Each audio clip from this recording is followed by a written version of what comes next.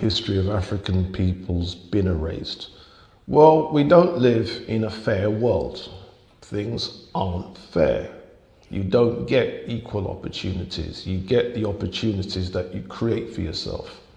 And if someone gets in there first and they conquer you, they colonize you, they enslave you, they simply make your history disappear to make it look like they conquered, colonized, and enslaved nobodies. We can go ahead and stop right there because he just went knee deep in the beginning. I mean, I think I love that. I love that he said that. I love that he said that because we need a wake up call today. I believe our people need a wake up call because we are too far on this moral road that we've been going on for all these decades, trying to appeal to the moral sensibility of the people who conquered us. And they didn't conquer us through morals, they conquered us through force.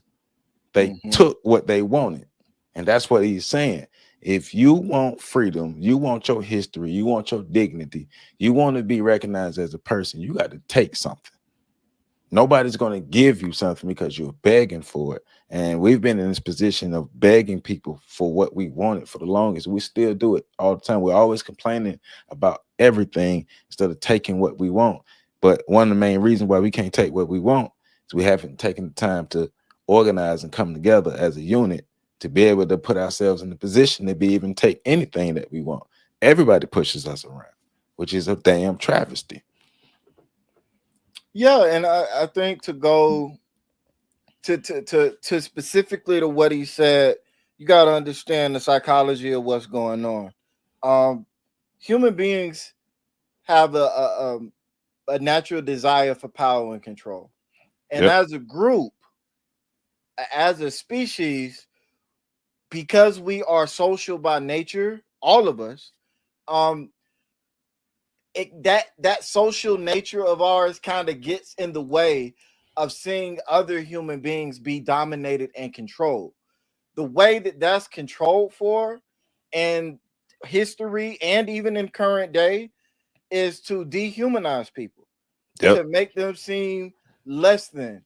That allows the brain, the fair moral part of the brain that you keep trying to appeal to, it allows that part of the brain to shut off, Yep. and it allows them to do all kinds of things that they wouldn't be able to do to their own children, mothers, brothers, or anybody they see as equal to them. So when you see somebody being unjust to somebody else, or you see somebody mistreating or abusing somebody else, you're not looking at somebody that is doing something negative to somebody that they see as an equal. Right. You know what I'm saying? You're And looking at somebody that is treating somebody the way that they feel they deserve to be treated because they are beneath them. They are they not their equal. they've socialized you and dominated you into being the inferior group. Right. The propaganda campaign is important throughout um throughout all type of warfare. Propaganda happens, and propaganda happens to do just what you just said, to dehumanize the enemies, because it's hard for people to dominate and control and just mutilate people who they see as people. So Mm-hmm. through the propaganda campaigns that are put out, this allows the brain to be switched to the mode of these people are less than us. So Mm-hmm. since these people are less than us, it's okay for us to eradicate these people. It's okay for us to dominate these people. Now, the problem is us on the bottom with the inferiority complex. What we are believing is we brought into the propaganda. So since we brought into Right. the propaganda, we don't understand that we too can be powerful. We don't understand our power. We don't understand our power as a group, and we don't understand our power as individuals. Now, there are small numbers of us that do, but not enough of us understand our power as groups and individuals. So therefore, we don't think that we can take what we need. Matter of fact, we can't take what we need because we're too fractioned to take what we need right now. So we continue to beg, but begging will never get you anywhere. Begging makes you look even more weak and make people treat you even more weak. And that's why nobody respects black people in America. And that is exactly where, because it's two ways, right? Like on one side, they dehumanize you so they don't feel like you're their equal, so they can mistreat you and abuse you. On the other side, you buy in, like you said, see them as superior, so you don't feel like you can treat them the same way they treat you. You feel like you can reason with them, and hence you're now programmed to try to beg them to view you as equal to them instead of taking the steps necessary to acquire your own power. So it works on two fronts, and that's the brilliance and the genius of what we're up against, is that the things that empower them also maintain and continue to ensure the maintenance of their power and control, because it keeps us as viewing ourselves as what we need to be viewed as, and it keeps us from viewing them as what they need to be viewed as. So it's really a brilliant, Right. beautiful thing. Right. No matter what, it might not be blatant now today, but there's still an underlying force that is preventing the self-actualization of black people. But in addition to that, the way we've been socialized to behave, we're also preventing our own self-actualization. So let's get back into it. Colonized and enslaved nobodies. When people have a history, that makes you a somebody. So if you remove the history, you become a nobody. And so your history disappearing, nobody's lamenting the loss of that history. That's why conquerors, colonizers, and enslavers make the people whose history they've conquered, colonized, and enslaved disappear. There are psychological reasons why people would want to associate themselves with a history. There is a Before we get into that, because it just further, stamping what we're talking about, removing the history of a people, because that's even deeper than the propaganda campaign. That's an actual deeper step into the propaganda campaign, to actually conquer the people and then remove the people, remove the history of the people. When you remove the history of the people, you break them from their lineage, you break them from knowing who they are, from knowing where their humanity comes from. Therefore, you can shape their humanity the way you want to shape it. You can tell them what you want to tell them. Hence, what we have here today. I've been watching videos of Judge Joe Brown and the Real Dana. Shout out to them too. And they've been having debates about whether black people have culture or not. And we've had those conversations, so we don't really have to get into it here. But it's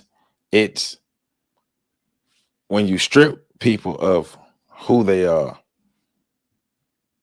they're gonna adopt cultural practices that they come in contact with. And it might not necessarily be their own cultural practices, but they're gonna adopt cultural practices. We've adopted cultural practices, and we've been given cultural practices, and I'm gonna keep saying it, that has created the Negro mindset, and that is preventing us from being what we need to be in mass. There are small pockets of people doing it, but even in those small pockets, people are still not connecting. Now, yes, some people like me, this channel exists to help people understand their history, but people have to take the information and people have to use the information. But I'm still working on reaching a larger group of people.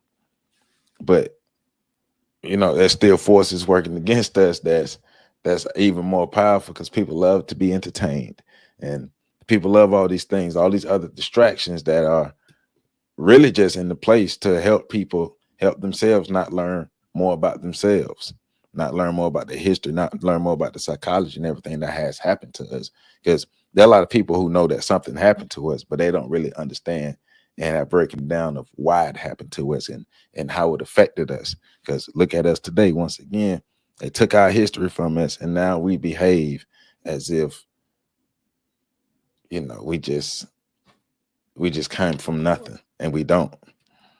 Well, you see it when you talk to people, and this is a conversation that's been had for years. When you see people talking about people that go to school to study Black history and get Black history majors, right? What's the number one thing I used to hear people say is, "What I need to study Black history for? I'm Black."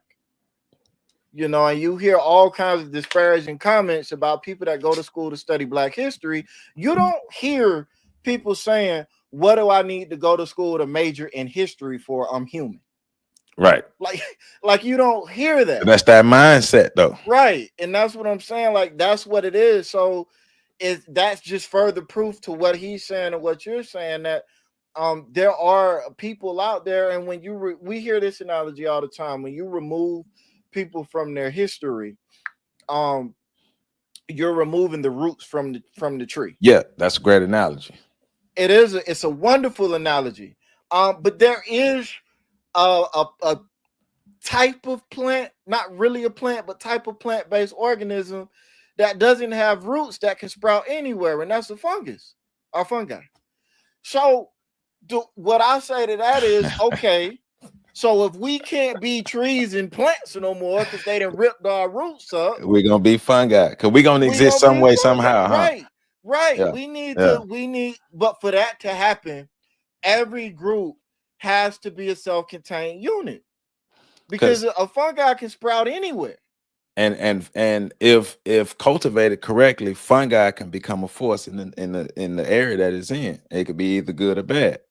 Absolutely. And so what we see now with our culture stripped of its roots is that it is becoming a fungi negatively, though. Like for us. Right. But it's positive for people that are in control of the economics of our culture and the resources that our culture brings in. Because our culture is spreading around the world, much like culture is, but our culture is spreading around the world, and it's been monetized by people that aren't us. Well, yeah, and for the most part, especially the culture that's spread around the world, but for the most part, it's negative Black American culture specific. Yes, absolutely. Yeah, we don't control our narratives or anything. So yeah.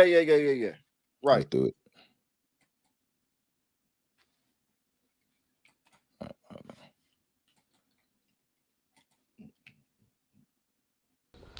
There is a link between what someone thinks of themselves, what someone thinks of their people, and their history.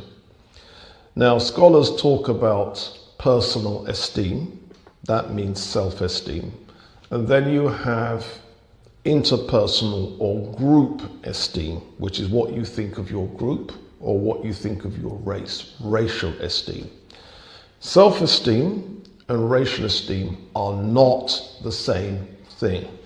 Someone can have very high self-esteem where they think highly of themselves, and very low racial esteem where they think very badly of other Black people.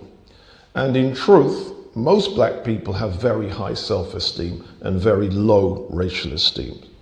And that's one of the reasons why Black people are prone to fight each other, prone to disagree with each other, prone to conflict with each other, because someone thinks very highly of themselves and someone thinks very lowly of their group.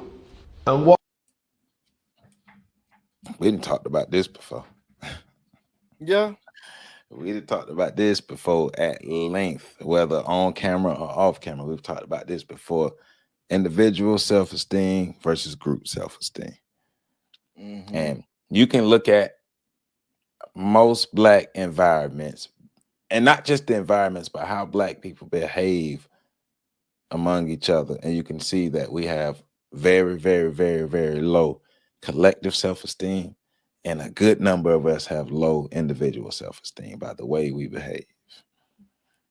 Yeah, I was going to say that's the only thing I would push back on, is I don't think Black people individually have high self-esteem either. Well, so one thing I thought about when I was, because I was, I've watched this a couple times and listened to it a couple times.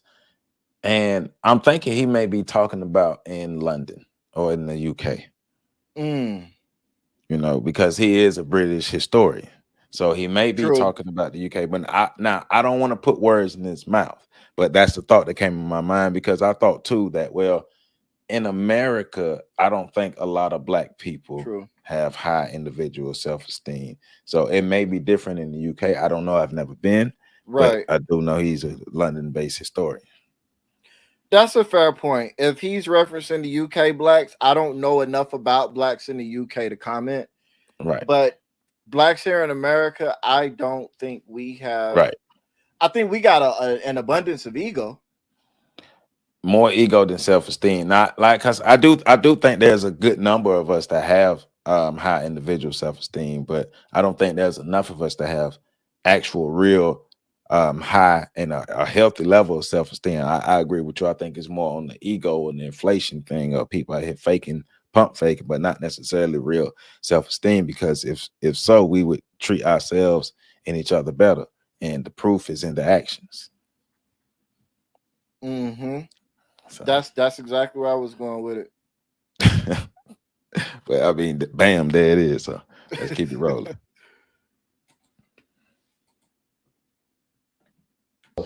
And someone thinks very lowly of their group. And what happens is, if people can call each other the N and the B words, they're really saying, I don't give a monkeys about the Black race. They've really just said that their racial esteem is very, very low. But every Black person usually has very high personal esteem. So if someone thinks highly of themselves and very lowly of their group, that is a recipe for fighting. That is a recipe for conflict. And the way to raise people's racial esteem is to introduce them to their history. And if the history happens to be a great history, a history that people objectively can be proud of, they will see their people in a very different way to how they see their people at present.